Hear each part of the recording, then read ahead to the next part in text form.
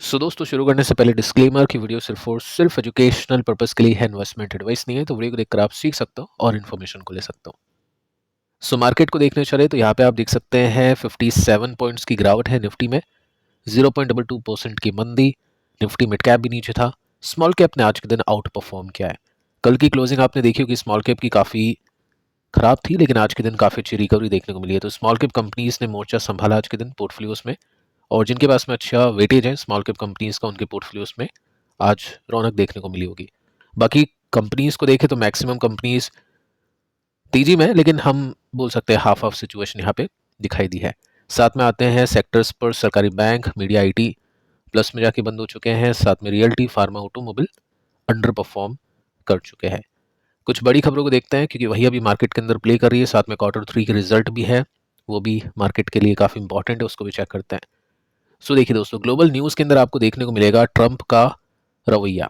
यहाँ पे मेंशन कर रखा है कि व्हाइट हाउस कंसीडर कर रहा है ईरान न्यूक्लियर टॉक ऑफर को, यानी ईरान न्यूक्लियर जो बातचीत है उसको व्हाइट हाउस कंसीडर कर रहा है, क्योंकि ट्रंप तो लड़ाई झगड़े पर तुला हुआ है।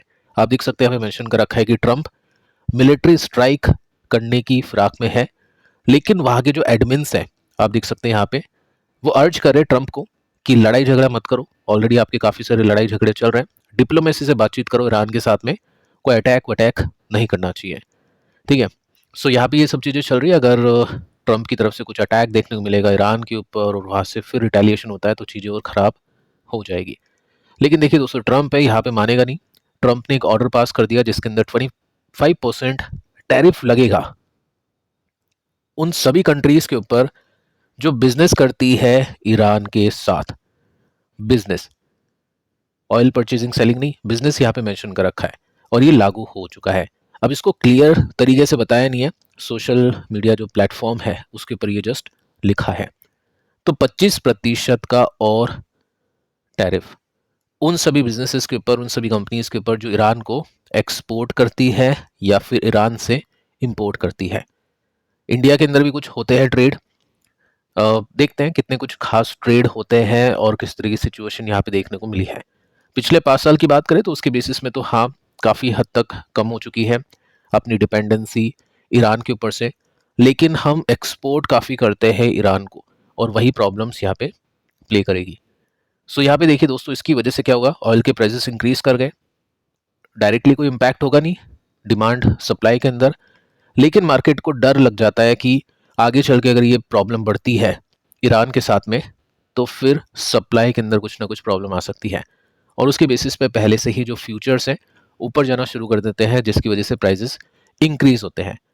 अब तेलों के दाम बढ़ने पर आपको बताइए इंडिया के ऊपर मेजरली बहुत इम्पैक्ट पड़ेगा। मैक्सिमम अपन जो भी यूज़ करते हैं सब इंपोर्ट करते हैं, और रशिया से वैसे ही काफ़ी कम इंपोर्ट करना शुरू हो चुका है। बाकी और भी जो भी अपने ऑप्शन है उसके अंदर प्रॉब्लम्स आएगी तो डेफिनेटली यहाँ पे प्राइसेस इंक्रीज का भी नुकसान होगा। ठीक है, तो ये सब चीज़ें हैं जो मार्केट को अच्छी नहीं लगी, उसके बेसिस पे मार्केट ने आज अंडर परफॉर्म किया है। अगर मैं आपको प्राइस बताऊं तो ये आपके सामने रियल टाइम डेटा है, और इसके अंदर आप देख सकते हैं ऑयल की जो प्राइस है, क्रूड ऑयल के जो फ्यूचर्स है 2.5% ऊपर है, और ये जितना ऊपर जाएगा उतनी ही दिक्कतें होगी कंपनीज को, क्योंकि ऑब्वियस है पूरी कंट्री को दिक्कत होगी, क्योंकि मैक्सिमम इंपोर्ट हम करते हैं जो भी अपनी रिक्वायरमेंट है उसका। आगे चलते हैं, यहाँ पे हम ईरान के ऊपर आते हैं कि जो भी 25% टैरिफ का थ्रेट अभी मिला है किस तरह से अपन उसको देखेंगे। देखिए दोस्तों, कुछ प्रोडक्ट्स यहाँ पे मेंशन कर रखे हैं जिसमें बासमती राइस है, चाय है, कॉफ़ी है, मसाले हैं। ये सब हम क्या करते हैं, एक्सपोर्ट करते हैं ईरान को, और ये जो ट्रेड है इसके ऊपर काफ़ी दिक्कतें होगी। 25% का जो टैरिफ है इसकी वजह से लगेगा, क्योंकि हाँ यहाँ पे डील्स चलती है। यहाँ पे आप नोट कर सकते हैं कि जो हमारे एक्सपोर्ट है यानी जो हम बेचते हैं वो रोज़ यानी बढ़ चुके हैं 1.55% के साथ में। 1.24 बिलियन डॉलर का यहाँ पे हमने एक्सपोर्ट किया है 24-25 के फाइनेंशियल ईयर के अंदर। लेकिन हम बात करें इंपोर्ट की, यानी क्या क्या हमने खरीदा, वो कितना गिरा है, वो डिप कर चुका है 30% के साथ में। यानी हम खरीदते कम है ईरान से और उनको बेचते ज़्यादा है। इट मीन्स अपना बेनिफिट है।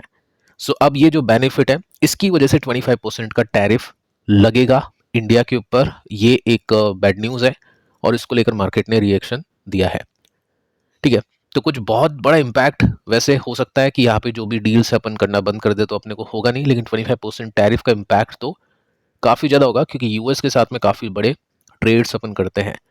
तो इंडिया कोशिश करेगा कि ईरान के साथ में जो भी बिजनेसेस हो रहे हैं उसको बंद करे या कम करे, और जिस तरीका आदेश ट्रंप ने दिया है डेफिनेटली हम उसको आदेश ही बोलेंगे, क्योंकि जब अभी तक कोई भी कंट्री पलट कर ट्रंप को रिटेलिएशन या फिर जो भी है हमने किया नहीं है, ऐसा कुछ खास जवाब नहीं दिया है, तो ठीक है, जो आदेश करते हैं वो अपन मानते हैं। सो वही चीज़ अभी देखने को मिलेगी आगे चल के।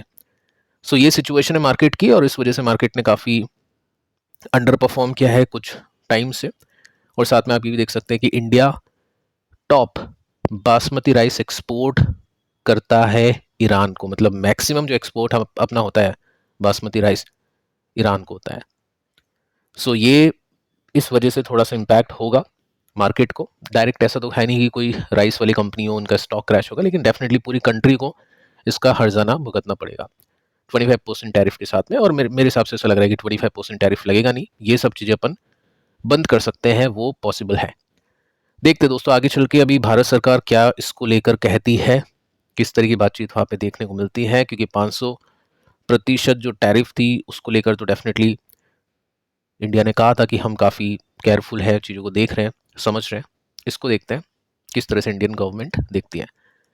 सो यहाँ पे देखिए दोस्तों, निफ्टी का चार्ट आपके सामने है और ये सपोर्ट है अगला निफ्टी का, जो कि अभी तक टच नहीं हुआ। यहाँ पे एक काफ़ी अच्छी बाइंग हमने देखी मार्केट के अंदर।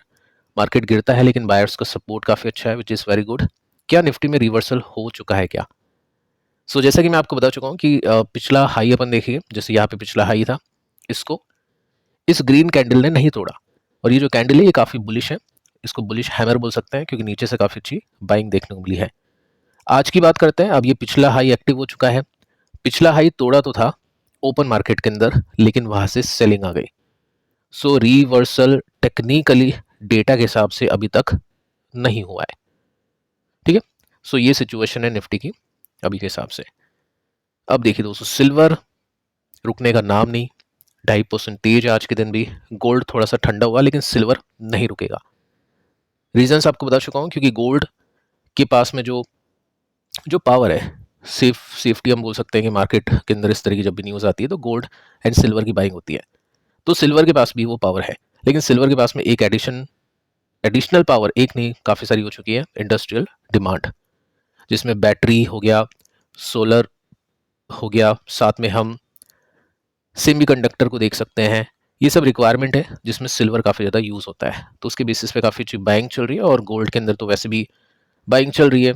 डॉलर को थोड़ा सा हटाया जा रहा है मेन स्ट्रीम से, और उसकी वजह से गोल्ड लिया जा रहा है, लेकिन सिल्वर की बात थोड़ी सी अलग है। सो 2% अभी रियल टाइम में तेज है, ये अभी का डेटा है। ठीक है, स्पॉट प्राइस ये आपके सामने है यूएसडी की। तो सिल्वर आप देखोगे तो आज फाइनली एक और ब्रेकआउट सिल्वर ने दे दिया है। ठीक है, यहाँ पे आप देख सकते हैं कि ये जो हाई बनाया था उसको सिल्वर नहीं तोड़ पा रहा था, सिल्वर बी की बात कर रहा हूँ। ठीक है, सो यहाँ पे वो ब्रेक हो चुका है। अगर मैं स्पॉट प्राइस की बात करूँ तो आज के दिन इसने भी ऑल टाइम हाई लगा दिया है। सो देखिए दोस्तों, अब यहाँ पे पैसे बनते हैं इन्वेस्टर्स के, रिटर्न्स निकलते हैं। कोई अगर एनालिसिस करना जानता है और उसके हिसाब से काम करता है, तो काफ़ी लोगों ने यहाँ पे रिवर्सल पे बैट की है। ठीक है, और उनके 74% तक रिटर्न्स बने हैं इन्वेस्टर्स के। जिसने यहाँ पे ये देखो, ये भी एक रिवर्सल है। हमने इस गिरावट को देखा, आई थिंक 15-20% के आसपास का था ये। उसके बाद में हमने देखा कि ये रेसिस्टेंस बन गया। ठीक है, अपन इसके ऊपर डिस्कशन कर रहे थे। इस लाइन को आगे एक्सटेंड करते हैं तो ये हो गया ब्रेकआउट।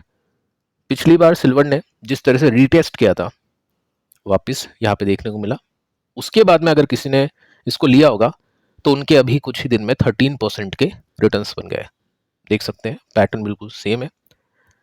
यहाँ पे एक ब्रेकआउट, उसके बाद में उसी लेवल पे रीटेस्ट, एक तेजी। सो पैटर्न काफ़ी कुछ बताते हैं, सिखाने की कोशिश करते हैं। डेफिनेटली हम देखें तो काफ़ी महंगा है, फोमो है, और उस फोमो के अंदर भी पैसे बनाने वाले बना जाते हैं अगर टाइट स्टॉप लॉस लगाए, रिवर्सल पे एग्जिट प्लान बनाए, ये सब चीज़ें करनी पड़ती है इन्वेस्टर्स को। तो बेसिकली अभी तो सब कुछ ठीक है, सिल्वर का जो ट्रेंड है वो काफ़ी मजबूत है, और जितनी खराब न्यूज़ आती रहेगी सिल्वर को उतना ही ज़्यादा पुश मिलता रहेगा। Q3 के रिजल्ट को देखते हैं। टाटा एलेक्सी के रिजल्ट आज आउट हुए हैं। स्टॉक ने 2% की तेजी को दर्ज किया। उस एक्सपेक्टेशन में कि रिजल्ट अच्छे आ सकते हैं। 53 का पीए, सबसे पहले आप ये देखो, बाकी कंपनीज की तरह नहीं है टीसीएस या एचसीएल टेक की तरह की 20-30 का 20-25 का पीओ। 53 का पीए यानी नंबर्स भी डबल ग्रोथ के साथ में देने पड़ेंगे इसको। और ये सिचुएशन काफ़ी ख़राब हो जाती है आईटी कंपनीज में, क्योंकि यूएस के ऊपर आपको बताइए कुछ भी डिपेंडेंसी अब होगी तो वो नेगेटिवली देखा जाएगा। और ये जो टेक कंपनीज है डिपेंड करती है यूएस के ऊपर। तो जो कंपनीज की वैल्यूएशन ज़्यादा है कैसे नंबर से ज़्यादा देगी? छोटी छोटी कंपनीज, मतलब छोटी कंपनीज हो या बड़ी कंपनीज हो जिनकी वैल्यूएशन कम है, वही अच्छे नंबर्स नहीं दे पा रही है। तो हैप्पीएस्ट माइंड के अंदर जो हुआ है, क्या वो सब यहाँ पे देखने को मिलेगा या फिर नहीं? सो देखिए दोस्तों, नंबर्स आपके सामने हैं और इसके अंदर सिंपली मेंशन कर रखा है कि प्रॉफिट डाउन हुए हैं नियरली 1/3 यानी 30% के आसपास। क्यों हुआ है? नया लेबर कोड, उसका इम्पैक्ट देखने को मिला है, जो कि बाकी जो आईटी कंपनीज उसमें भी अपन ने देखा था। मार्जिन्स अपन ने देखे ठीक थे, बट जो प्रॉफिट है वो गिरे थे, सेल्स बढ़ी थी। कितना प्रोविजन किया है कंपनी ने? वन टाइम प्रोविजन है 100 करोड़ के आसपास का, यानी हम बोल सकते हैं एक्चुअली 96 करोड़ रुपीस के आसपास का। यानी ये 96 करोड़ रुपीस कम हो गए प्रॉफिट में इस क्वार्टर में। अगले क्वार्टर में नहीं होगा ऐसा, ठीक है? तो हम चेक करते हैं कि कैसे प्रॉफिट है इसके। 109 करोड़ का प्रॉफिट इसने दिया है। पिछले साल 155 करोड़ रुपीस का, प्रीवियस क्वार्टर की बात करें 155 करोड़ रुपीस का प्रॉफिट कंपनी ने बनाया था। अब देखिए एस्टीमेट कितनी थी? ये एस्टीमेट है 174 करोड़ की। सो देखिए ये मार्केट को भी पता होता है, मेरे हिसाब से तो इतना पता होगा मार्केट को कि ये जो कोड है वो उसका प्रोविजन कंपनी बनाएगी। तो उसके बाद में 174 करोड़ की एक्सपेक्टेशन है। आई थिंक बाकी कंपनी ने 109 करोड़ का प्रॉफिट दिया है, वो कल पता चलेगा कि किस तरह से इसमें ओपनिंग होती है, क्योंकि रिजल्ट 6-7 बजे के आसपास आए हैं आफ्टर मार्केट क्लोजिंग। साथ में रेवेन्यू कंपनी का बड़ा है 4% के साथ में सिक्वेंटली, यानी क्यों बेसिस में। और साथ में हम एक्सपेक्टेशन देखते हैं 950 करोड़ की है, ठीक है? सो 953 करोड़ का आया है, विच इज ओके। एबिटा को देखते हैं, मार्जिन को देखते हैं मतलब, और इसके अंदर आप सिंपली नोट कर सकते हैं कि मार्जिन है 20% के 18% के कंपैरिजन में, तो ये इंक्रीज हुए हैं। लेकिन प्रॉफिट डिक्रीज हुआ है क्योंकि 96 करोड़ रुपीस का प्रोविजन कंपनी ने लिया है। सो देखते दोस्तों कल किस तरह का इम्पैक्ट होता है। बाकी स्टॉक नेगेटिव है, आपको कैसे लगेगा रिजल्ट इसके 53 की वैल्यूएशन पर? बाकी स्टॉक अभी कंप्लीटली डाउन ट्रेंड में है। ये आप देख सकते हैं एक रेसिस्टेंस, ये सपोर्ट ब्रेक डाउन करता है तो अगेन गिरावट। अगर ये रेसिस्टेंस ब्रेक करता है तो तेजी की एक्सपेक्टेशन करेंगे, लेकिन रिजल्ट का सपोर्ट मिलेगा तब देखते हैं कि यहाँ तक पहुँचेगा नहीं पहुँचेगा। फिलहाल के लिए ज़्यादा कुछ है नहीं, क्योंकि नंबर्स जिस तरह के आए हैं इस वैल्यूएशन पे, ऐसा कुछ अट्रैक्टिव यहाँ पे माहौल देखने को नहीं मिल रहा है। बाकी देखते हैं कि कल किस तरह का रिएक्शन आता है।